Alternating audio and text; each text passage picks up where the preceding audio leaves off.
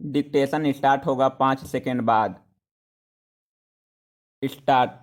किसी व्यक्ति की देशभक्ति का अनुमान उसकी इच्छा से लगाया जा सकता है, और यदि कोई व्यक्ति मरने के बाद भी अपने देश में जर्रे जर्रे में समा जाने की इच्छा रखता हो, तो उसके बारे में निसंदेह यह कहा जा सकता है कि वह व्यक्ति एक महान देशभक्त है।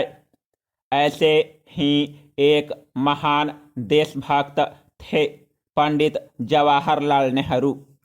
उन्होंने न केवल देश के स्वतंत्रता संग्राम में अपनी सक्रिय भूमिका अदा की थी, बल्कि स्वतंत्रता प्राप्ति के बाद भी प्रथम प्रधानमंत्री के रूप में देश का नेतृत्व करते हुए इसे विकास के पथ पर अग्रसर करने में अपना महत्वपूर्ण योगदान दिया। वे अपने देश से कितना प्रेम करते थे, इसका अनुमान उनकी आत्मकथा में प्रकाशित उनके विचारों से होता है। उन्होंने लिखा था, मैं चाहता हूँ कि मेरी भस्म का शेष भाग उन खेतों में बिखेर दिया जाए जहाँ भारत के किसान कड़ी मेहनत करते हैं, ताकि वह भारत की धूल और मिट्टी में मिलकर भारत का ही अभिन्न अंग बन जाए। जवाहरलाल नेहरू का जन्म 14 नवंबर 1889 को उत्तर प्रदेश के इलाहाबाद शहर में उनके पैतृक घर आनंद भवन में हुआ था। उनके पिता पंडित मोतीलाल नेहरू एक प्रसिद्ध एवं धनाढ्य वकील थे। उनकी माताजी का नाम स्वरूप रानी नेहरू था। समृद्ध परिवार में जन्म लेने के कारण उनका लालन पालन शाही तरीके से हुआ था। उन्हें विश्व के बेहतरीन शिक्षण संस्थानों से शिक्षा प्राप्त करने का अवसर प्राप्त हुआ, किंतु उनकी आरंभिक शिक्षा घर पर ही हुई थी। आयरिश और बेल्जियन शिक्षक फर्डिनेंड ब्रूक्स का उन पर काफ़ी प्रभाव पड़ा। उन्होंने अपनी स्कूली शिक्षा लंदन के हैरो स्कूल से पूरी की। उसके बाद कॉलेज की शिक्षा उन्होंने लंदन के ही ट्रिनिटी कॉलेज से पूरी की। वहाँ उन्होंने प्रकृति विज्ञान में स्नातक की उपाधि प्राप्त की। उनके विषय रसायन शास्त्र, भूगर्भ शास्त्र तथा वनस्पति शास्त्र थे। कॉलेज की शिक्षा पूरी करने के बाद कानून में करियर बनाने के दृष्टिकोण से उन्होंने लंदन के विश्व प्रसिद्ध कैम्ब्रिज विश्वविद्यालय से लॉ की डिग्री प्राप्त की।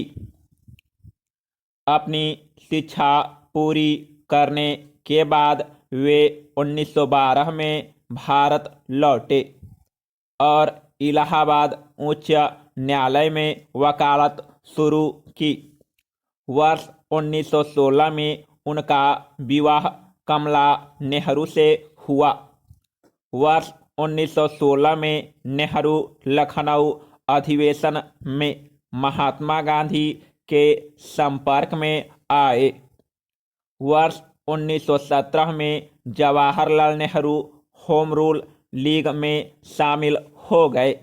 वर्ष 1919 में रॉलेट एक्ट के विरोध में जब महात्मा गांधी ने एक अभियान शुरू किया, तब नेहरू जी उनके संपर्क में आए। गांधी जी के व्यक्तित्व एवं विचारधारा का नेहरू जी पर ऐसा प्रभाव पड़ा कि उन्होंने वकालत छोड़ दी और स्वतंत्रता संग्राम में उनके साथ हो गए। गांधी जी के प्रभाव से ही जवाहरलाल नेहरू ने ऐशपूर्ण जीवन को त्याग कर खादी कुर्ता एवं गांधी टोपी धारण करना शुरू किया। जब वर्ष 1920-22 में गांधी जी ने असहयोग आंदोलन का बिगुल बजाया तो इसमें नेहरू जी ने अपनी सक्रिय भूमिका निभाई। इस कारण ब्रिटिश सरकार ने उन्हें पहली बार गिरफ्तार कर जेल भेज दिया। वर्ष 1924 में वे इलाहाबाद नगर निगम के अध्यक्ष निर्वाचित हुए तथा इस पद पर 2 वर्षों तक बने रहे। इसके बाद वर्ष 1926 में ब्रिटिश अधिकारियों से सहयोग की कमी का हवाला देकर उन्होंने इस पद से त्यागपत्र दे दिया। वर्ष 1926 में से 1928 तक जवाहरलाल नेहरू भारतीय कांग्रेस समिति के महासचिव रहे। दिसंबर 1929 में कांग्रेस का वार्षिक अधिवेशन लाहौर में आयोजित किया गया, जिसमें जवाहरलाल नेहरू कांग्रेस पार्टी के अध्यक्ष निर्वाचित हुए। इस अधिवेशन में पूर्ण स्वराज्य का लक्ष्य निर्धारित किया गया तथा 26 जनवरी 1930 को स्वतंत्रता दिवस मनाने की घोषणा की गई। इस दिन लाहौर में स्वतंत्रता दिवस मनाते हुए नेहरू जी ने भारतीय झंडा फहराया। स्वतंत्रता आंदोलन के दौरान नेहरू कुल 9 बार कारावास गए। भारत सरकार अधिनियम 1935 के अध्यारोपित होने के बाद जब ब्रिटिश सरकार ने भारत में चुनाव कराए तो नेहरू जी के नेतृत्व में कांग्रेस ने लगभग सभी प्रांतों में अपनी सरकार का गठन किया। एक केंद्रीय असेंबली में भी सबसे ज़्यादा सीटों पर जीत हासिल की।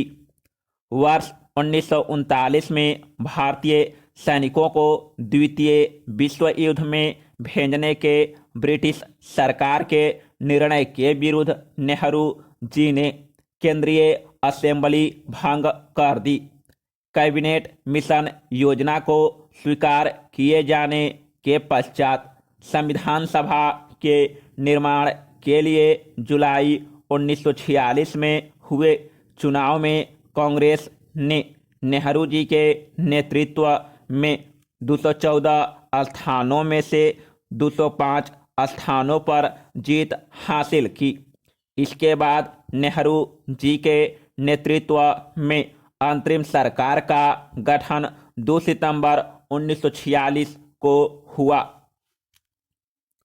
15 अगस्त 1947 को जब भारत स्वतंत्र हुआ तो वे देश के प्रथम प्रधानमंत्री बने। इसके बाद लगातार 3 आम चुनावों वर्ष 1952, 1957 एवं 1962 में उनके नेतृत्व में कांग्रेस ने बहुमत से सरकार बनाई और तीनों बार वे प्रधानमंत्री बने। प्रधानमंत्री के रूप में उन्होंने आधुनिक भारत के निर्माण में महत्वपूर्ण भूमिका निभाई। देश के विकास के लिए उन्होंने सोवियत रूस की 5 वर्षीय योजना की नीति को अपनाया।